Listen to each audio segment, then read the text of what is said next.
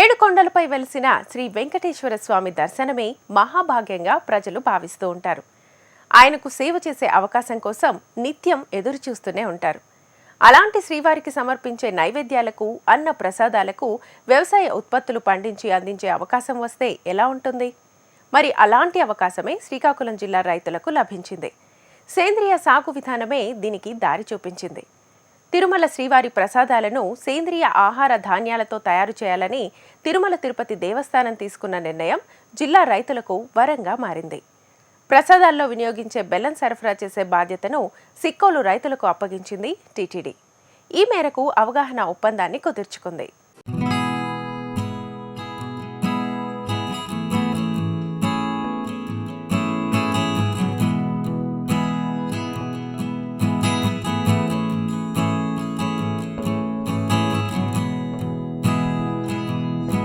శ్రీకాకుళం జిల్లాలో చెరకు సాగు, బెల్లం ఉత్పత్తి చేస్తున్న రైతులకు తిరుమల తిరుపతి దేవస్థానం మహత్తర అవకాశాన్ని కల్పించింది. శ్రీవారి నైవేద్యాలు, లడ్డు, అన్నప్రసాదాల్లో విరివిగా వినియోగించే బెల్లం సరఫరాలకు సంబంధించిన ఒప్పందాన్ని స్థానిక రైతులతో కుదుర్చుకుంది. ఆంధ్రప్రదేశ్ రైతు సాధికార సంస్థ, AP community managed natural farming సంస్థల ద్వారా ఈ ఒప్పందం కుదిరింది. ప్రసాదాల తయారీకి అవసరమైన బియ్యం, పసుపు, బెల్లం, కొత్తిమీర, పప్పు దినుసులు, చిరుధాన్యాలతో పాటు 12 రకాల సేంద్రియ వ్యవసాయ ఉత్పత్తుల సరఫరాకు సంబంధించి టీటీడీ రాష్ట్రంలోని పలు జిల్లాల రైతులతో ఒప్పందం కుదుర్చుకుంది. అందులో భాగంగా ఆర్గానిక్ బెల్లం సరఫరా అవకాశం శ్రీకాకుళం జిల్లా రైతులకు దక్కింది.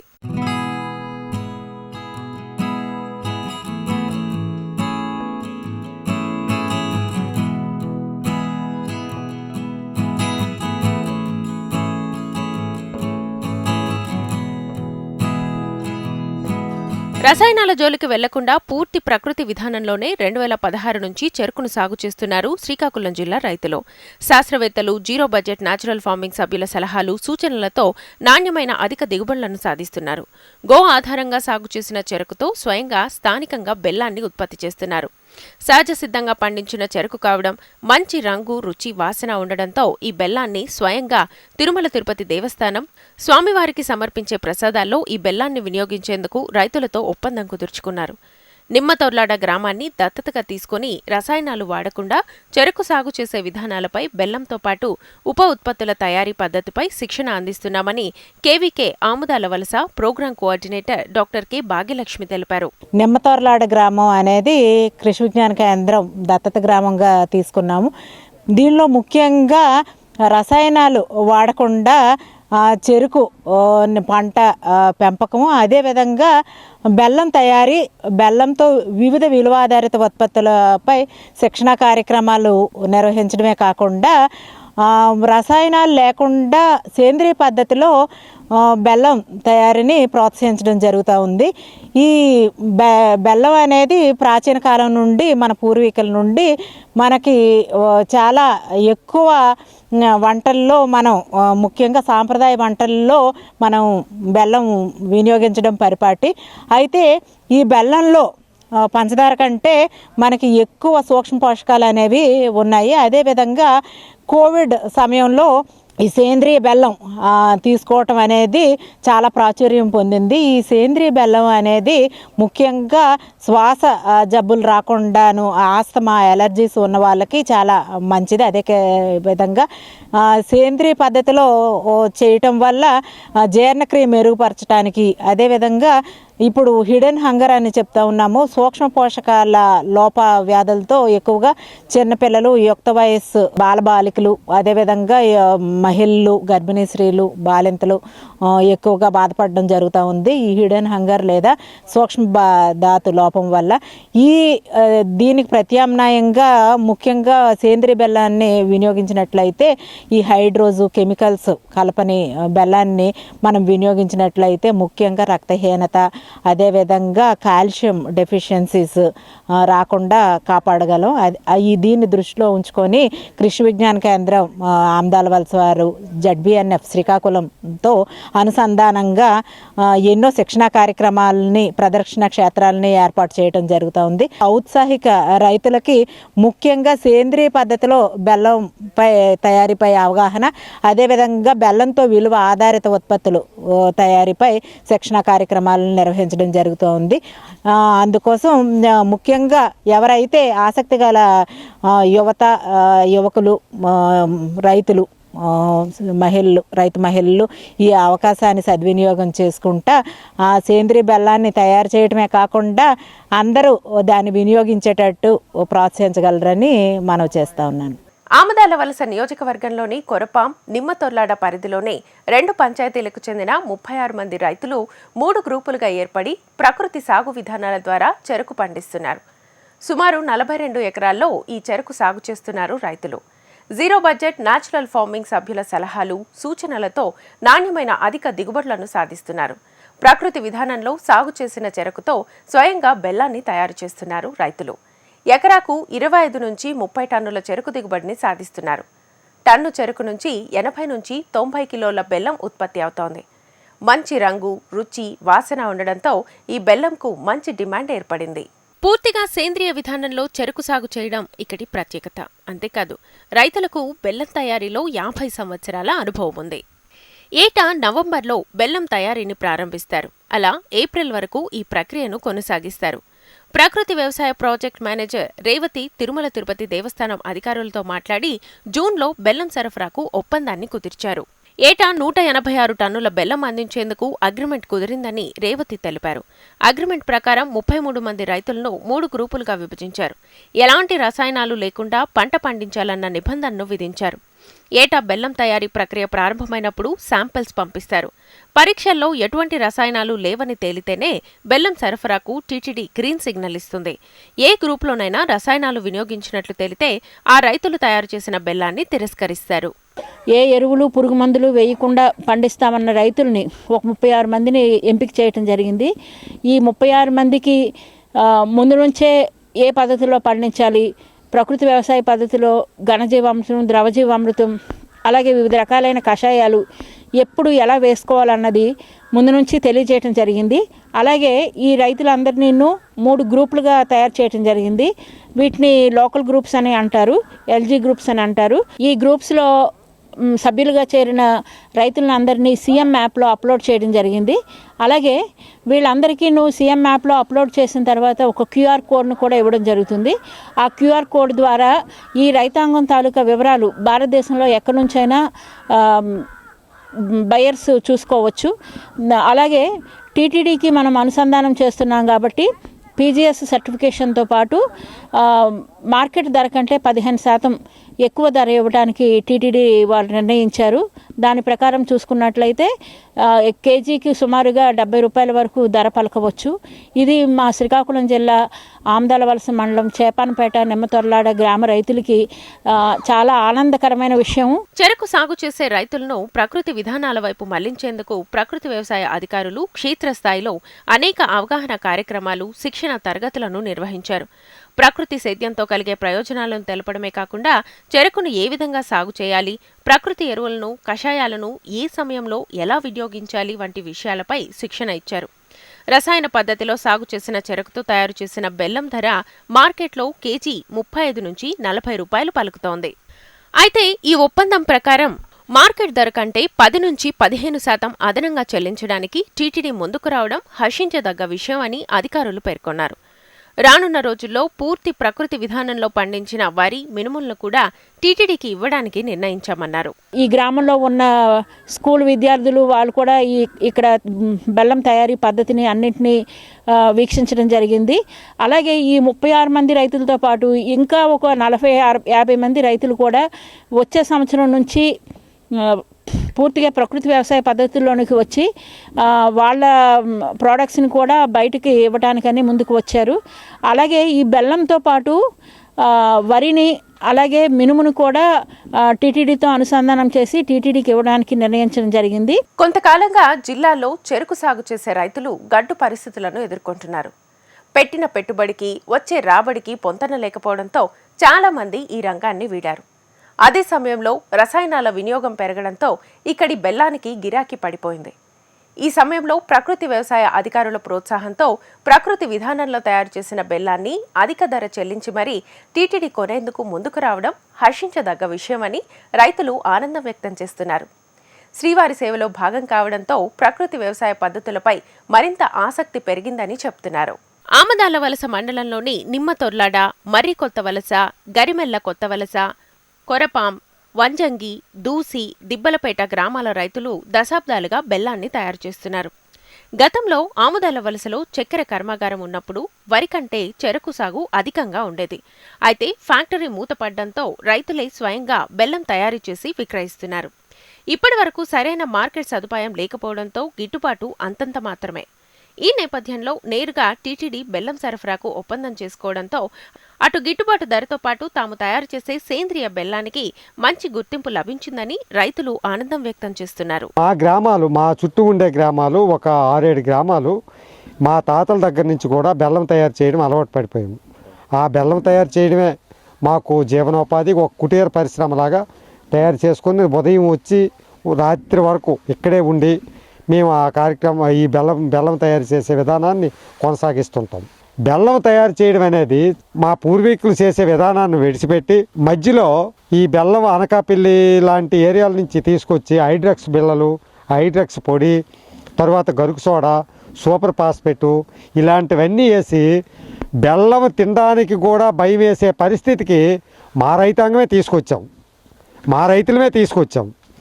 అలాంటి తరుణంలో ఈ ప్రకృతి వ్యవసాయ సిబ్బంది ద్వారా మేము భూమిని రక్షించుకోవడం, మేము పండించే దినుసులను రక్షించుకోవడం, మేము తయారు చేసే ఈ బెల్లాన్ని రక్షించుకోవడం అనేది ఈరోజు జరుగుతున్నటువంటి విషయం. అలాగా ప్రతి ఒక్క రైతు ఈరోజు మా గ్రామంలో చూసుకుంటే 156 మంది రైతుల వరకు కూడా ప్రకృతి వ్యవసాయం చేస్తున్నారు. కొన్ని పంటలు చేస్తున్నారు. వాళ్ళ తిండి వరకైనా వాళ్ళు చేయడం జరుగుతుంది. అలాగే ఈ 86 టన్నులు తయారు చేయడానికి 36 మంది రైతులు అగ్రిమెంట్ తీసుకోవడం జరిగింది. ఈ 36 మంది రైతులు కూడా కలుపు మందు చల్లకుండా, ఎరువులు వేయకుండా, క్రిమి సంహారిక మందులు చల్లకుండా ఒక్క జీవామృతము, ఘనజీవామృతంతో పండించి వేప కషాయాన్ని వాడి తరువాత కలుపు మందు చల్లకుండా చెరుకును పెంచి జీవామృతం అయితే ఒక 12-20 సార్లు, 12 నుంచి 15 సార్లు వరకు జీవామృతాన్ని వేసి చెరుకును పండించి పక్కనే ఉన్నటువంటి కెమికల్ వ్యవసాయం, కలుపు మందు చల్లే వ్యవసాయం కన్నా ఎక్కువ దిగుబడి వచ్చే రీతికి ఈ 36 మంది రైతులు తీసుకురావడం వల్ల ఈ 36 మంది రైతులనే మేము సెలెక్ట్ చేసుకోవడం జరిగింది. ఈ బెల్లం తయారు చేయడం వల్ల మా బెల్లంకి ఒక కొత్త గిరాకీ అనేది రావడం జరిగింది. ఈ కొత్త గిరాకీ ఎలాగ రావడం జరిగిందంటే, మా బెల్లం కావాలని, ఇక్కడ ప్రకృతి వ్యవసాయంతో తయారైన బెల్లం కావాలని రాష్ట్రం నుంచి, ఇతర రాష్ట్రాల నుంచి డిమాండ్ అనేది పెరగడం జరిగింది. అలాగే చుట్టూ ఉండే ఏరియాలో ప్రతి ఒక్కరు కూడాను పలానా వాళ్ళ దగ్గర బెల్లం తీసుకెళ్ళాలి, బాగుంటుంది అని తినడం మొదలు పెట్టడం మళ్ళీ జరిగింది. ఇది ఇలాగా కొనసాగితే మళ్ళీ మా బెల్లానికి, మా చెరుకు పండించిన రైతులకి ఒక మంచి రోజులు ఆ భగవంతుని సాక్షిగా వస్తాయని మేము ఎంతో ఆనందంగా ఉండడం జరుగుతుంది. గతంలో రసాయనిక విధానంలో చెరుకును సాగు చేసేవారు రైతులు. బెల్లాన్ని కెమికల్ పద్ధతిలోనే ఉత్పత్తి చేసేవారు. అయితే ఈ విధానంలో ఖర్చులన్నీ పోను 15 నుంచి 20 వేలు మిగులుతుండటంతో రైతులకు సాగుపై ఆసక్తి సన్నగిల్లింది. దీంతో చాలా మంది రైతులు ప్రత్యామ్నాయ ఉపాధి వైపు అడుగులు వేశారు. అయితే బెల్లం తయారీనే జీవనాధారంగా బతుకుతున్న రైతులు జిల్లాలో చాలా మందే ఉన్నారు. అధికారుల ప్రోత్సాహంతో సాగు ఖర్చులను తగ్గించే విధానం వైపు రైతులు మెల్లిగా అడుగులు వేశారు. చిటికెడు కెమికల్ను వినియోగించకుండా, క్రిమి సంహారకాలను వాడకుండా జీవామృతం, ఘనజీవామృతం, వేప కషాయాలను వాడుతూ పూర్తి ప్రకృతి విధానంలో చెరుకును సాగు చేస్తూ నాణ్యమైన బెల్లాన్ని ఉత్పత్తి చేస్తున్నారు. రసాయనాలకు ధీటుగా దిగుబడులు సాధిస్తున్నామని పేర్కొన్నారు. ఇన్నాళ్లు కష్టకాలంలో ఉన్న తమతో టీటీడీ ఒప్పందం కుదుర్చుకోవడం కాస్త ఊరటను కలిగిస్తోందని రైతులు తెలిపారు. పూర్వీకుల నుండి కూడా చెరుకు అనేది మాకు ప్రధాన పంట, జీవనాధారం కూడా చెరుకు వ్యవసాయం. అలాగే అందరం కూడా వ్యవసాయం చేస్తాం. అయితే మాకు ఆ యొక్క చెరుకు సాగులో 50 నుంచి 60 సంవత్సరాల అనుభవం అనేది ఉంది. మా తాత ముత్తాతల నుంచి కూడా చెరుకుని ప్రధాన వృత్తిగా చేసుకొని బెల్లం తయారీ చేస్తారు. మాకు కూడా ఒక ఎకరా వరకు చెరుకు అనేది ఉంది. 2018 నుంచి కూడా ప్రకృతి వ్యవసాయం చేస్తున్నాము. అయితే గత సంవత్సరం నుంచి కూడా ఈ ప్రకృతి వ్యవసాయ సిబ్బంది మా దగ్గరికి వచ్చి ఈ బెల్లానికి ఏదైతే ఉందో సాక్షాత్తు కలియుగ దైవమైనటువంటి శ్రీ వెంకటేశ్వర స్వామి గారి సన్నిధానంలో మన లడ్డూ తయారీకి ఈ యొక్క బెల్లాన్ని వినియోగించడం కోసం కావాలని అన్నారు. అది మాకు చాలా చాలా ఆనందదాయకమైన విషయం. కేవలం ఎటువంటి ఎరువులు రసాయన మందులు వినియోగించకుండా చెరుకును కేవలం ప్రకృతి సాగులోనే ఓన్లీ కేవలం జీవామృతంతో పండించి ఈ యొక్క బెల్లాన్ని కూడా ఎటువంటి అందులో వేసినటువంటి ఇతర కెమికల్స్ కూడా వినియోగించకుండా నేచురల్గా ప్రకృతి సిద్ధంగా పండించిన బెల్లాన్ని ఇవ్వడానికి వాళ్ళు ఒక ఎంఓయూ అనేది చేసుకున్నారు మా రైతులతో. మాకు చాలా చాలా సంతోషకరమైన విషయం ఏంటంటే 15% అదనంగా అంటే కేజీ లోకల్ మార్కెట్లో 35 ఉంటే 60 నుంచి 68 వరకు దాదాపుగా 70 వరకు ఒక కేజీ దగ్గర మాకు ధర అనేది వస్తుంది.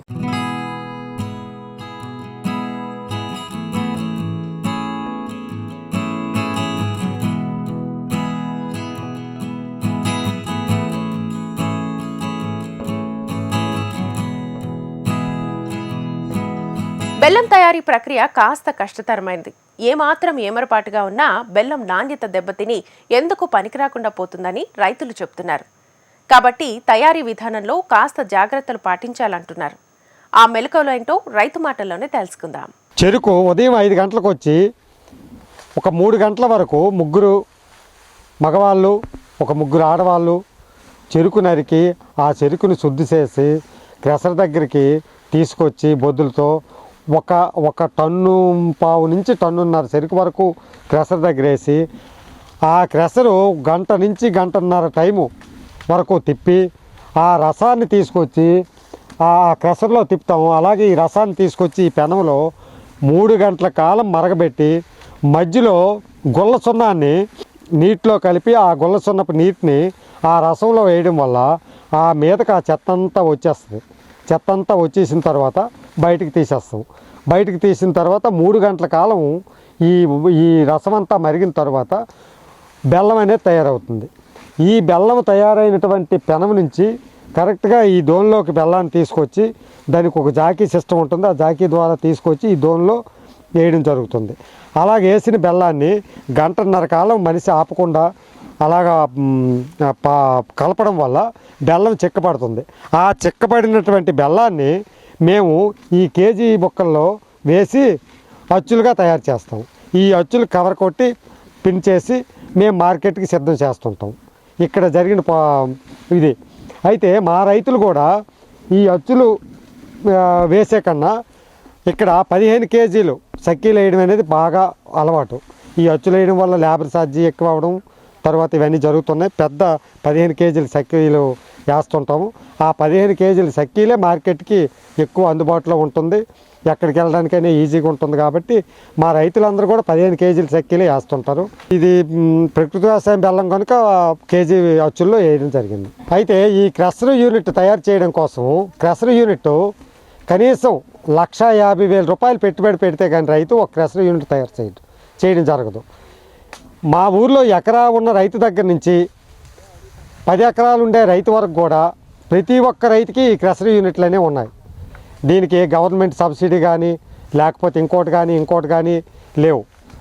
ఆ క్రషర్ యూనిట్ ఒకవేళ క్రషరు లేనటువంటి ఎవరైనా రైతులుంటే ఈ క్రషర్ దగ్గరికి చెరుకు తీసుకొచ్చి ఆయిల్ ఖర్చు తీసుకొని మేము ఆడించడం అనేది జరుగుతుంది కొంతమంది రైతులతో ఈ క్రషరు. అయితే ఇక్కడ ఒక పాకం ఆడడానికి కోసము 3 మగవాళ్ళు ఒక 3 ఆడవాళ్ళు అవసరం.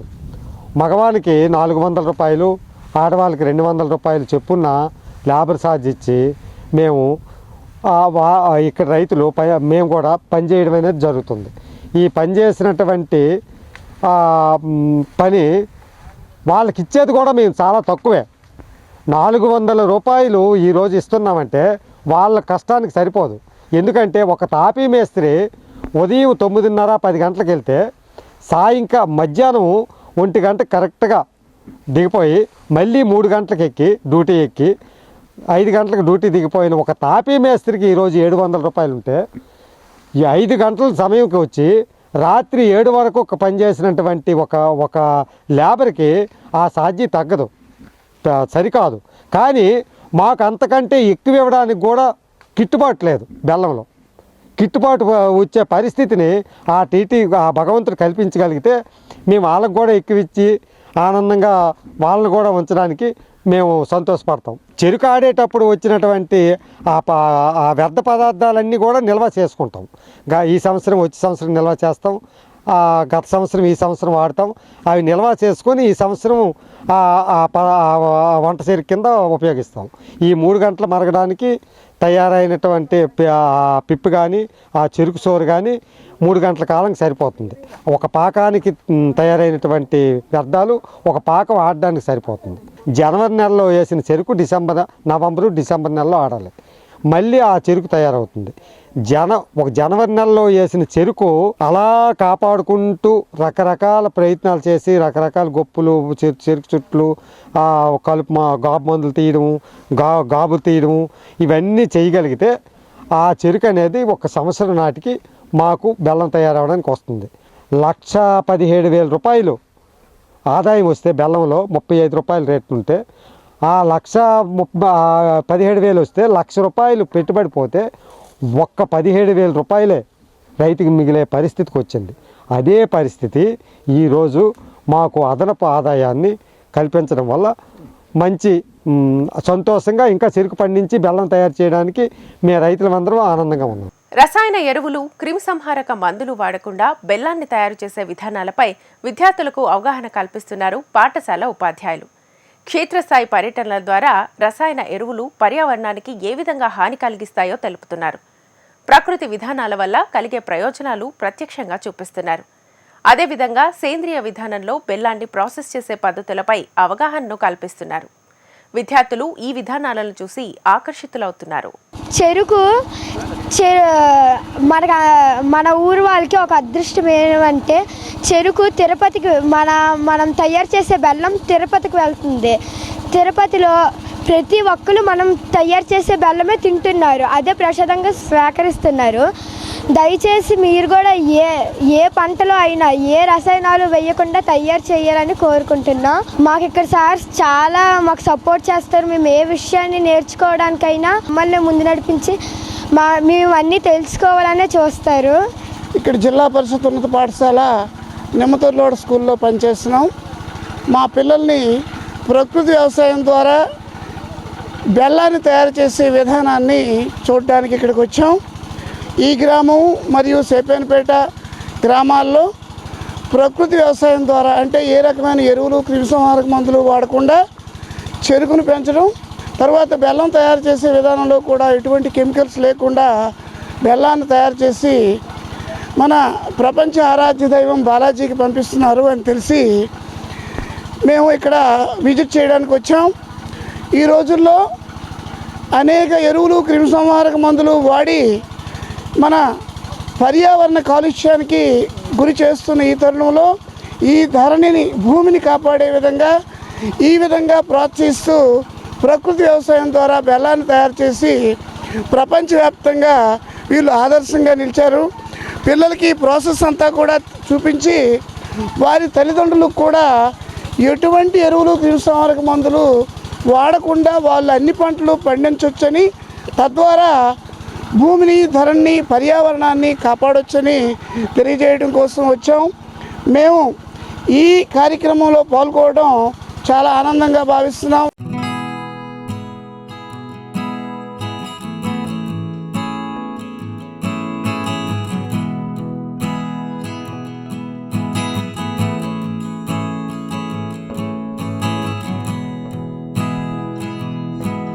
మరి ఈ రోజు ప్రసారమైన కార్యక్రమంతో పాటు సాగుదారులకు ఉపయోగపడే సేద్య సమాచారం, అభ్యుదయ రైతుల అనుభవాల కోసం HMTV అగ్రి యూట్యూబ్ ఛానల్ను సబ్స్క్రైబ్ చేసుకోండి. ఇది ఇవాల్టి నేలతల్లి కార్యక్రమం. నమస్కారం.